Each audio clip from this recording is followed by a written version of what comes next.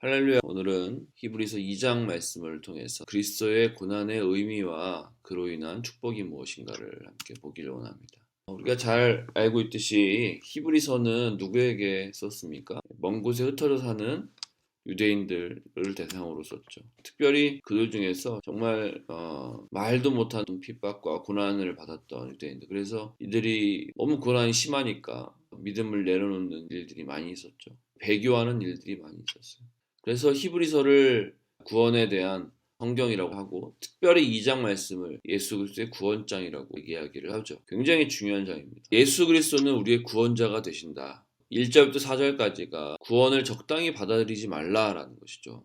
우리는 큰 구원을 받았다는 것입니다. 5절부터 18절까지가 그리스도께서 왜 고난을 받으셨을까? 하나님이신 그분이 왜 고난을 받으셨을까? 그 결과가 무엇인가를 쓴 것입니다. 당시 유대인들이 핍박과 환난 때문에, 그러니까 믿음을 버리고 있었기 때문에 이렇게 이야기한 거예요. 예수 그리스도가 나의 구원자이신가? 이 사실을 믿지 못하기 때문에 유대교로 돌아가는 것이죠. 우리도 교회를 다니다가 또 혹은 예수님을 영접하고 믿다가 다시 무신론자나 세상으로 돌아가 버리는 사람들이 있지 않습니까? 이 사람들은 예수 그리스도가 나의 유일한 구원자이신가? 라는 사실을 믿지 못한다는 것입니다. 예수 그리스도를 믿는 것보다 세상에서 더 유익이 있다면 믿음을 저버릴 수 있는 것이죠.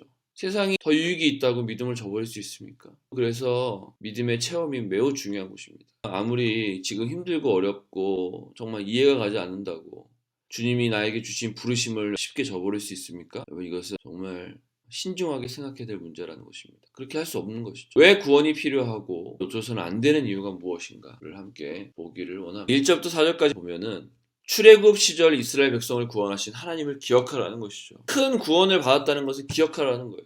수많은 이적과 이사로 너희를 구원하셨다는 것입니다. 다시 유대교로 돌아간다면 하나님의 큰 심판을 어떻게 너희들이 견딜 것이냐라는 것이죠. 그래서 이 큰 구원을 절대로 등한시 여기지 말라는 것입니다. 실제로 오늘날에도요, 기적적인 방법으로 치유해 주시고 기적적으로 하나님의 은혜를 주셨는데도 다시 세상으로 돌아가는 경우를 많이 보게 됩니다. 무슬림들이 예수님을 안 믿는 게 아니잖아요. 많은 사람들이 예수님 영접합니다. 그러나 그들이 다시 세상으로 돌아가거나 무슬림으로 돌아가 버린다는 거예요. 조금 어렵다고 힘들다고 조금 이해가 되지 않는다고 처음 받았던 은혜를 잊어버리는 것입니다. 세상에서 살다 보니까 믿음을 지킬 수가 없는 거예요. 이 세상이 너무 악하지 않습니까? 믿는 사람을 그냥 두지 않습니다.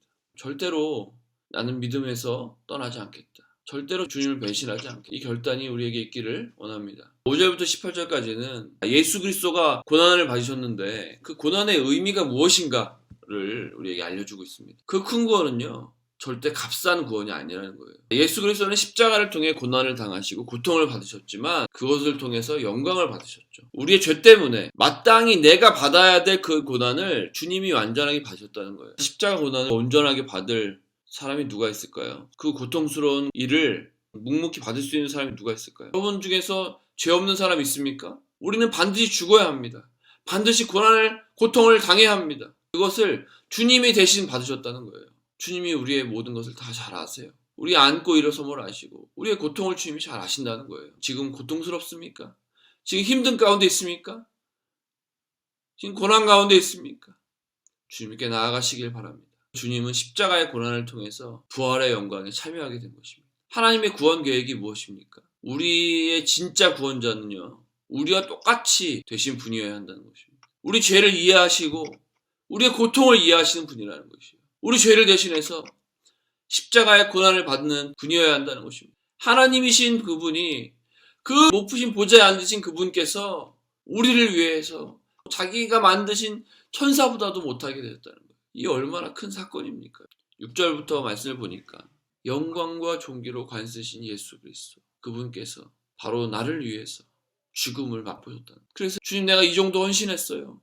주님, 내가 금식했어요. 주님, 내가 내 젊음을 이렇게 바쳤어요. 이렇게 얘기하는 것조차 부끄러운 것입니다. 주님은 우리를 다 주셨거든요. 이 땅은요, 사단이 역사하는 땅입니다. 마귀 때문에, 죄 때문에 고난이 있을 수밖에 없다는 것입니다. 그 고난에 참여한 자만이 구원이 있다는 것을 기억해야 할 것입니다. 여러분, 고난이 있습니까? 기뻐하십시오. 감사하십시오. 11절부터 얘기하고 있는 고난으로 인한 축복이 무엇이냐? 첫 번째는 무엇입니까? 우리가 예수님의 형제가 되고 자녀가 되었다는 것입니다. 거룩하게 하시는 이와 거룩하게 함을 입은 자들이 다 한 그늘에서 난지라. 한 그늘에서 났다는 게 무엇이에요? 한 가족, 한 부모 밑에서 났다는 거예요. 주님이 우리에게 형제라고 부르셨다는 거죠. 여러분, 옆 사람을 한번 보십시오. 옆 사람이 내 형제 자매라는 것입니다. 그리고 더 나아가서 예수 그리스도가 나에게 형제라고 부르셨어요. 여러분, 얼마나 큰 축복인지 아십니까? 모든 사람이 하나님 한 분에서 나왔다는 것입니다. 힘들고 어려울 때마다 주님이 나의 주님 되시고 아버지 되시고 나의 형제 되시고, 특별히 우리가 가족뿐만 아니라 오히려 더더욱 내 옆에 있는 사람이 주 안에서 한 가족임을 잊지 말아야 할 것입니다. 사단은 우리를 속입니다. 예수님 믿는다고 형제 자매가 되냐? 가족이 더 중요하지. 사단은요, 자꾸 이렇게 속여요. 사단은요, 그것을 믿지 못하게 합니다. 상처받게 합니다.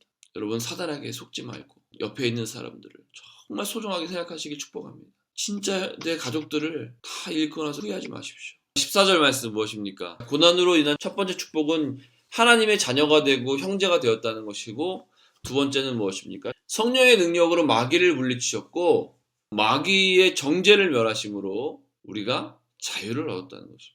또 구원을 얻었다는 것입니다. 용서를 받았다는 것입니다. 우리가 실수로 누구를 죽였다고 생각해 보세요. 반드시 사형에 처해져야 합니다. 반드시 죽어야 합니다. 딴 사람을 죽였으니까요.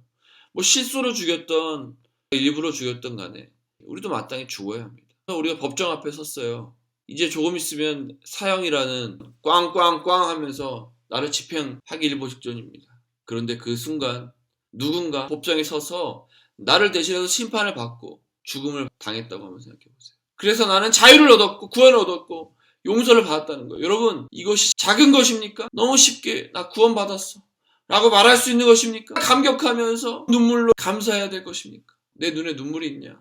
마음속에 감격이 있는가? 주님을 생각했을 때 이게 없다면 정말 여러분 사람도 아닌 거예요.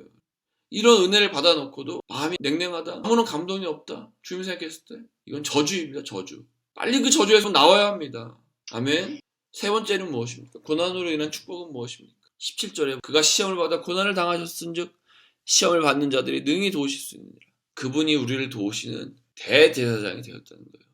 대제사장은 뭡니까? 중보자예요. 그분이 우리보다 누구보다 우리를 더 잘하신다는 거예요. 죄 없으시지만 우리를 돕기 위해서 고난을 당하셨다는 것입니다. 그분은 지금도 성령을 통해서 우리를 돕고 계십니다. 결론입니다. 이 은혜가 얼마나 큰 것입니까? 주님을 생각했을 때 마음에 감동이 있습니까? 눈물이 있습니까? 여러분, 회복해야 합니다. 그분은 나를 위해서 죽으시고 고통당하시고요, 나를 자유케 하셨어요. 나를 구원하셨습니다. 새로운 생명을 주셨습니다. 그 생명은 완전한 생명입니다. 그분께야만 진정한 안식과 행복이 있다는 것입니다. 예수님은 나의 대제사장이 되셨어요.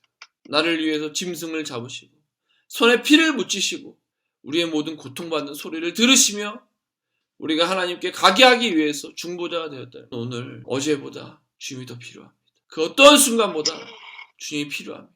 여러분, 이렇게 기도해 보세요. 예수님, 감사합니다. 놀라운 사랑, 형언할 수 없는 사랑, 말로 다 표현할 수 없는 그 놀라운 사랑, 그 사랑을 찬양합니다.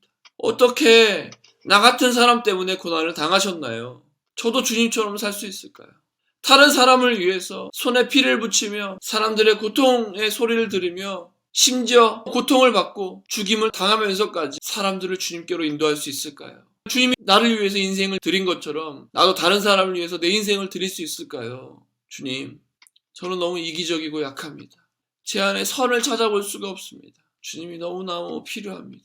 예수님, 저를 붙들어 주세요. 주님 뜻대로 살 수 있도록 저를 만져주세요. 사랑합니다, 주님. 예수님의 이름으로 기도합니다. 아멘.